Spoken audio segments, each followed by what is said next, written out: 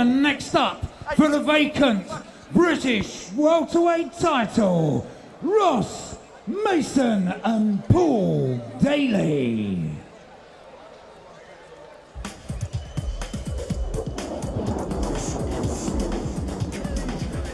Paul's a top guy. He's been on the game for a while, and I see him every time down here at different shows. You know, he's a good lad. He's a mate of mine as well, but he's the best. He's one of the best welterweights in the country, and so am I. So this fight's just got to happen.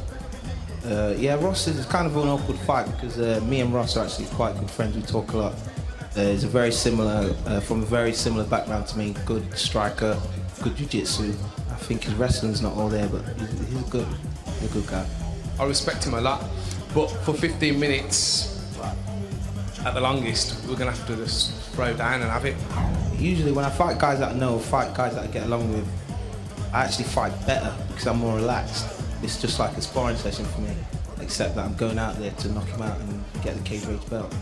Well, the fight came about halfway through my preparation, so the only real change I could make was to train for southpaw, because Ross is a southpaw.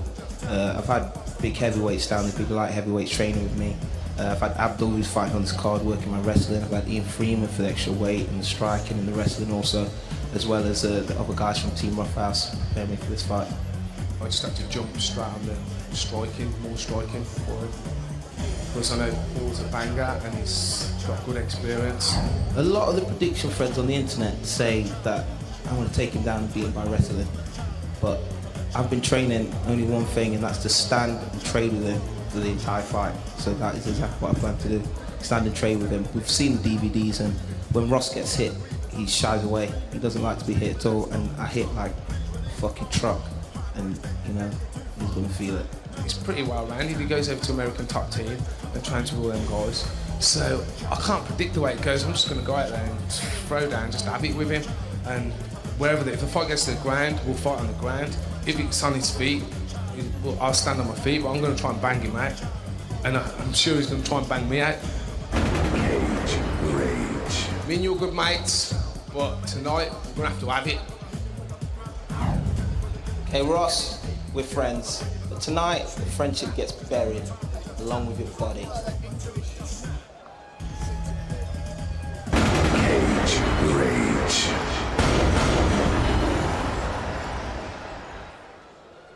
First to enter the Cage Rage Octagon, weighing in at 77.3 kilograms. He has a background in Muay Thai and a Cage Rage record of 2-1. Representing WPT Gym, Ross the Boss Mason!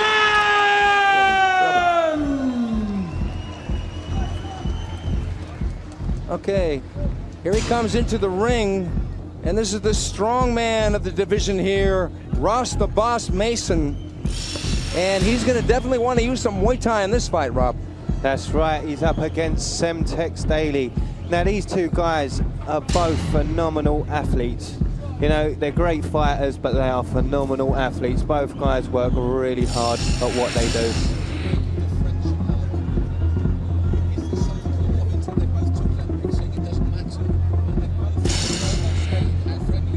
Does it have an effect?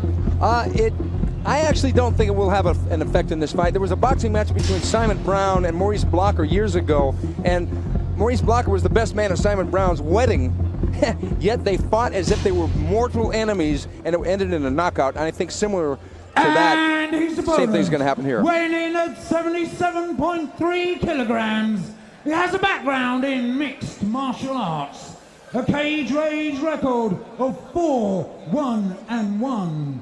Sponsored by Total Aggression Fight World and BlackStarETN.com. Representing Team Roughhouse Nottingham, Paul Semtex Daly! Well, Semtex, a real Cage Rage veteran, just as Ross the Boss Mason is.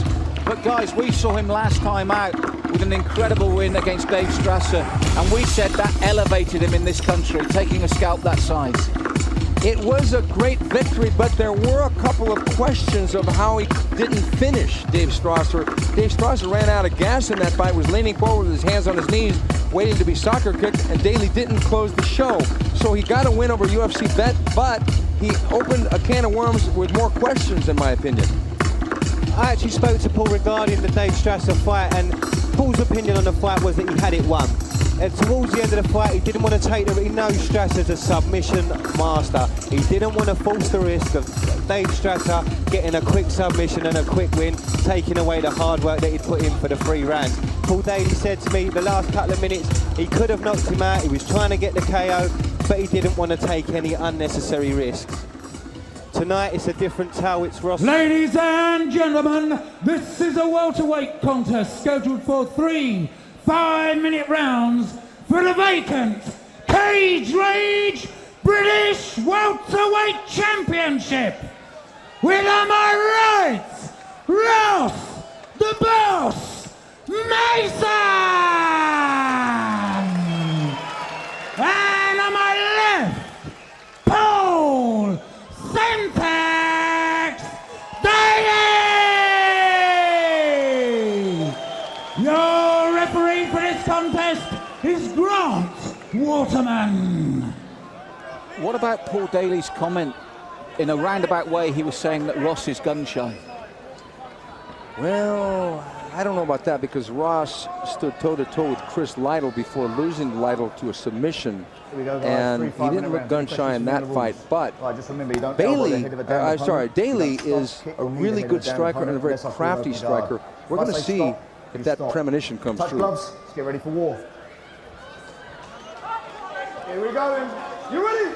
And again, the added thing here, the vacant British title at stake. We've always said, when you put some silverware there for him, when you put that belt, the tension goes up. And that's right, these are 2 of the best. I mean, we just saw Phil Norman fight in the welterweight category, working towards fighting one of these guys. These guys are just 2 phenomenal, great fighters, great athletes, and either one that wins the title will be a great champion. We're seeing a lot of low kicks here, and we saw a slight clash of shins there.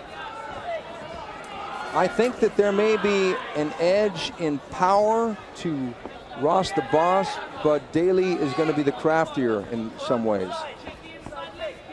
Yes, Ross with that very strong Muay Thai background, with a good campaigner, Dave Heffernan, who's in his corner there tonight, Muay Thai champion himself.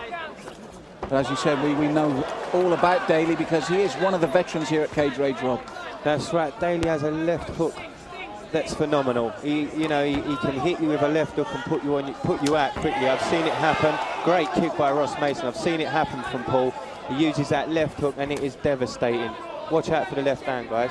I would say that so far, Ross the Boss has got the heavier kicks, but Paul is pressing forward.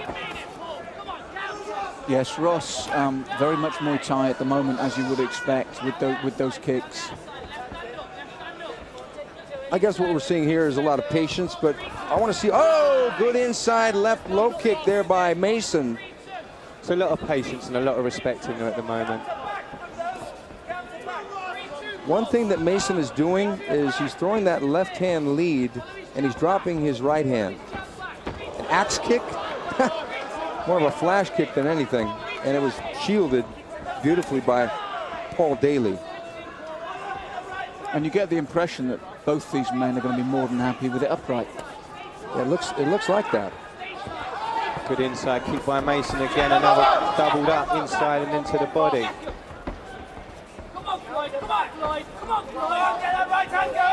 The problem is when you've got a lot of, quote, patience, unquote, and you've got 2 friends in the ring, you're not going to get as much action as if the guys really hate each other. I think that might possibly come with the first really solid shot to the face when one of them is rocked. You're absolutely right, Malcolm. That's exactly what's going to happen. As soon as one guy cracks the other guy upside the nose, the jaw, the cheek, then he's going to say, okay, I thought we was mates, but not anymore, bro.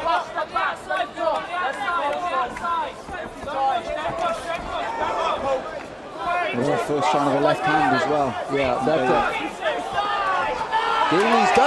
Looks like Daly may have rocked Ross there with a left hook. Beautiful work by Ross Mason. And I was just about to see, I don't think he was actually rocked by Daly. I think that was movement. I think he caught the shot as he was moving. I don't think he was actually rocked. And then a beautiful shot to put Daly down. By contrast, Paul was rocked, but to be fair, Steve, he recovered his senses enough to defend very well from that position. Yeah, he did, because it looked like the beginning of the end in some ways after that one big shot landed. Mason strategically should just stand back up here. He's cut as well, Ross Mason, over the left eye. Paul's pulling on the glove, which is not allowed. The ref just having a quick word about I think their gloves are actually tangled. There you go. Oh, is that what it was? Their gloves are actually tangled. They were hooked in each other. So we got the closed guard here by Paul Daly on the bottom. And despite landing the heavier punch, Ross Mason is cut over or to the side of the left eye from that earlier assault from Semtex. And when we mentioned the heavier hitters of the two, I think the case was proven in that exchange. Yeah, it was. Ross the Boss is the power puncher of the two guys. But power isn't everything, and we're going to see how good Paul Daly. Now, the one thing I've seen two Paul Dalys since I've been watching his career in Cage Rage. I've seen the active Paul Daly, the aggressive Paul Daly. Right now, I'm seeing the defensive Paul Daly. Ross again with a good shot. Looking for the kill, a good uppercut. Paul Daly retaliates with a good left hook that misses. Paul Daly catching air with those punches, but he's coming back. He's getting back into the scrap. And scrap it's going to be, because as I said before, the patience is now going out the window because a good shot has been landed by both lads. Oh! And again. And it looked like Daly was hurt by that right hook of Mason. Mason stalking. A big right hook, a big left hook, sorry, again by Ross Mason. Daly looks focused. I've got to be honest, guys, that last exchange, Daly looks focused. They look focused because maybe he got focused by getting hit in the head. That fight woke up, didn't it, halfway through the round when the first big bomb landed. You made the point. As soon as a shot lands, the fight will start, and that's exactly what happened. Yeah, Malcolm, big shots. That was exactly right. Now here it is. That's a jab that landed on the chin of Mason, and it didn't really hurt him as much. A good kick by Ross Mason. And even though it was shielded by Daly, and here we go, they're shooting it out. And there's a good shot by Daly. Yeah. Nice left hook. That was the one that put Ross up against the fence. There, the big left. Did you see the left come across, caught Daly? Yeah. Daly did well here, though, didn't he, to keep his senses, hook the leg. Yeah. Yeah, he started going right away to let him know, but Ross came back, and that left hand is very accurate and pretty much the deciding factor because he's loading up with the left, although he did try an uppercut there. Now Daly's going to come and he's going to miss a couple shots here. And then they land simultaneously, don't they? There it was. And it was a right. That hurt Paul Daly. You saw him there wincing. Yeah, it was a big left hand by Ross Mason. The Daly coming forward. I think Daly's going to want to take this fight to the ground, actually. There it is. See, he's diving with the takedown. Wow. Good sprawl there by Mason. But Daly gets his way. He wanted it. He got it. Yeah, Daly definitely does not want to stand up anymore with Ross Mason. There may have been accusations of being gun shy, but I think those accusations were put to rest after Mason had blasted away with a couple of those big left hands. But ironically, it's Mason that's showing all the facial damage. If you look at his eyes, guys, he's puffed underneath, the nose might be broken, which is ironic saying he's hitting with the heavier shots, but if you look at the two, and you've just walked in on this, his face is the one that bears the scars of damage. Yeah, that is, as you said, ironic because, but then again, it's not, fight isn't judged on a beauty contest. Looking at the shape of the nose, there's a chance that's broken, though, isn't there? Look, when we see it clearly. I think if it was broken, it would be bleeding nonstop. And he would be having problems breathing in this position because the blood would be going back into his face, although it is starting to bleed quite a bit. Yeah, it does look like it's bleeding quite bad. That'll help it as well if it is broken. That's what Paul's going to be aiming for. Paul's going to want to hit him straight on the button to open that nose right out. I think you're right, Mel. That does look broken. Looking at the shape from this position, it looks like it's quite bad. Now that will cause him difficulty in breathing.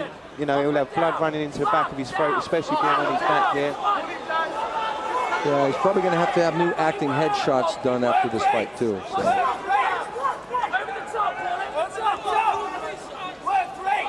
it's been a complete change in strategy here. We saw a little bit of ground action in that first round, but Daly has come out on fire to dictate how the fight is going, and he's doing just that.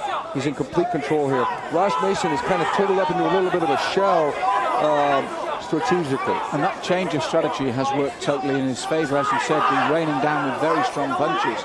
And there's a complete different complexion on the fight now, Rob. Yeah, I think Daly's just falling into what people predicted he would do. He said it himself at the beginning. People expecting him to go in and win this with his wrestling ability because Ross doesn't have the wrestling experience that Daly does. And I think Daly's just playing them right. When they stood toe-to-toe, he said Ross was gun-shy, Ross proved him wrong. Now Daly's fighting the fight that he thinks will win it for him. Yeah, Daly has had a lot of experience. He's fought in the U.S. a couple times. He's been training with American Top Team. He's developing a big toolbox as a mixed martial artist, and we're seeing that here as he's not trying to pass the guard at all. He's just grounding away. Now, Ross Mason thinking about an armbar. We do see a guard pass as a result. And, it's the mounted position for Paul Daly on top of Ross Mason. And this round, since that strategy change, it's been one-way traffic. Yes, very well put, Michael. It has been one-way traffic, and Ross has got to be careful turning his back like this. Needs to be very careful. The other problem for him, if you want to look at it that way as well, is from this position as well, you can see the blood is now going into his eyes as well. Paul Daly, relentless with those shots. As soon as he gets an opening, he's trying to just blast away. Some great strikes being thrown by Daly. Paul Daly is in a position with a little bit more than a minute left to end this fight if he gets the ground and pound going accurately. But Ross the Boss, there he goes turning his back. And Daly has got the figure 4 around the waist. It's going to be hard to choke him out from that position if he goes for the choke up top. But he is going for the choke. Ross defending though. Ross needs to be very, very careful. There seems to be quite a lot of blood there, guys. I think his nose might be bleeding pretty badly. Ross trying to roll over and out. Does a good job and changes position. Wow! Beautiful work by Ross Mason. I wasn't expecting that. I don't think the crowd were either. You heard the response there. That was a shock. Well, one thing is for sure, the crowd understands it, and they more and more each time they see it. And there's a triangle. Daly, almost working in for the triangle. Needed to turn on his hip. Ross did a good job of breaking free first. As we can see, the eye's very puffy as well. He really needs this break. Yeah, and he's fighting back. 30 seconds left.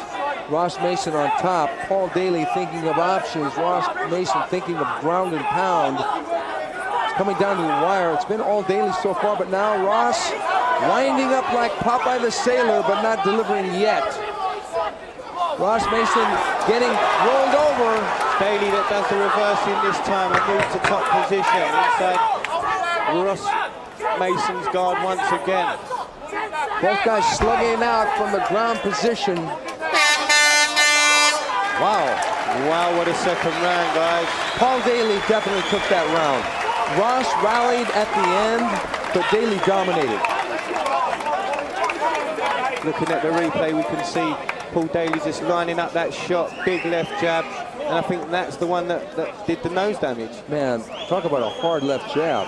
Straight. You know, that thing as well was it came across the angle of the nose. If it had been straight on, you'd have got a bit of eye watering, but it was the angle it hit at was there to break the nose, and this is only going to further that damage. I think it's impressive that Paul Daly was not afraid of the consequences from throwing bombs from the guard of Ross Mason. So, and here we have the figure 4 around the waist by Daly. Daly chopping away from the side, but he slides off himself, and then Ross gets on top in the guard. Now the corner and the doctor. The doctor's nodded. He seems happy. Well, Mason has got plenty left and is nowhere near from quitting or giving up in this fight, although his left eye is swollen very bad. Yes, he's close to being shot. And the other thing is, it's imperative now that he keeps it upright, isn't it? That he isn't taken down. And there's the respect for the third round as we open up here, guys. The touch gloves. And they're going to trade kicks, and they almost clash shins there. It's not going to feel good. Daly winced slightly as they clashed there. Yeah, and there was a good left kick by Mason to the body.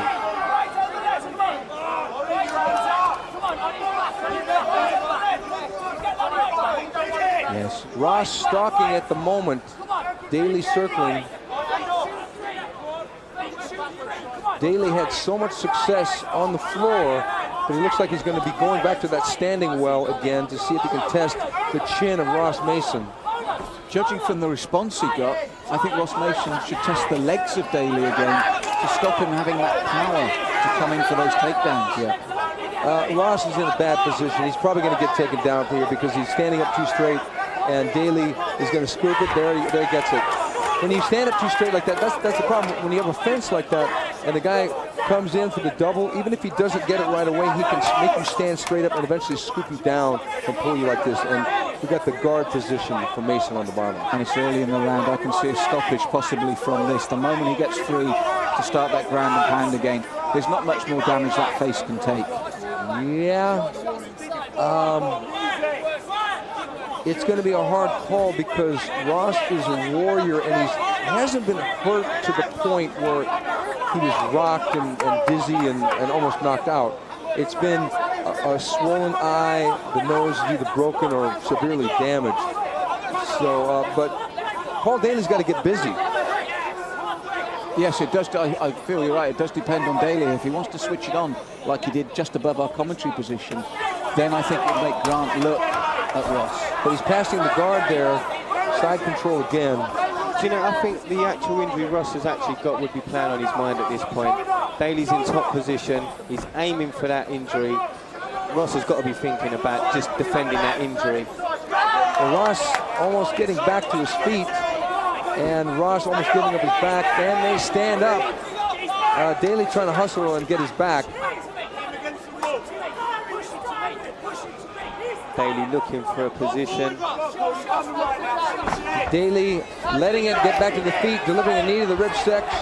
Okay, Daly almost giving up a position, almost being on the bottom, and now he's on the bottom. I think they're both getting tired here. First round very even. As you said, they're both getting tired here now. Do you think that big second round, if this goes all the way, would see it in the favor of Daly? Yeah, the second round, Daly definitely won. The first round, in my opinion, it was a very close round. I would probably give it to Ross. So the winner of this round is going to be the winner of the fight. Maybe the judges see it differently, no problem there. But Ross, the boss, doesn't want to spend too much time trying to get that guillotine choke because he doesn't really have it now. He's got the double overhooks. Paul did a great job there of hooking the leg, pushing Ross to his back. Both guys just Ross trying to tie this position down while Daly's trying to unleash some shots. Daly does a good job of just moving to the side. But as you said earlier, Steve, far less active in this round than he was before. Yeah, far less active, and I think it's two things. I think one of his fatigue is setting in because it was a horrendous pace in the second round. He really, in exerting his dominance, he threw a lot of punches and he tried to maintain the guard or pass the guard, and so there was a lot of energy being spent by the man on the top, Paul Semtex Daly. Now he's got the mounted position. What can he do with it? If he can ground a pound and get Ross to turn his back again, he can go for that rear naked choke. It looks like he's thinking armbar, but he's not in a good position to do that. Oh! Daly giving up top position, working the Kimura, but he doesn't really have a good position for that. I mean, he would just tie up the action here, but it's going to be hard for him to submit Ross Mason from the bottom in this position. What do you think, Rob? I make you right. It's been a bit of a slow round towards the end of this third round. Fatigue setting in on both guys. We've got less than 30 seconds left. Ross Mason on top really needs to unleash something substantial because in a lot of ways, Daly has done a lot more than Mason has in this round, the third and final round. And they're back to their feet. Ross opening with a good knee. Daly again playing it safe, looking for the takedown. Beautiful slam. That may have been enough to cement the round for Semtex Daly. As you said earlier, Rob, he's a more mature fighter now. He thinks more about the win than the spectacular finish. In the old days, we knew Daly just went out for the blitzing finish. Now, as you saw here, he's prepared to take his time more, isn't he? That in a battle of friends, you saw that he get taken up, as you said, Malcolm, with the big shot landed by both guys in that first round. But you saw the injury, the nose, the swollen eye for Mason play into his mind as Daly to take over this fight. And we got the goes for the double leg. And look at this lift and carry. It's a fireman's carrying well, he couldn't get it all the way up, but he slammed it to the mat. Paul Daly, and that may have been what cinched the final round for Paul Daly. Here's again, drop to the left, and Ross is just hanging on there.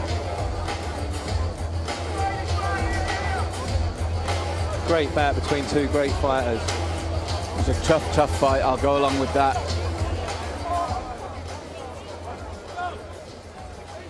Ladies and gentlemen, after 15 minutes of welterweight title action, we go to the judges' scorecards, and they have come back with a unanimous decision in favour of your winner and your new welterweight cage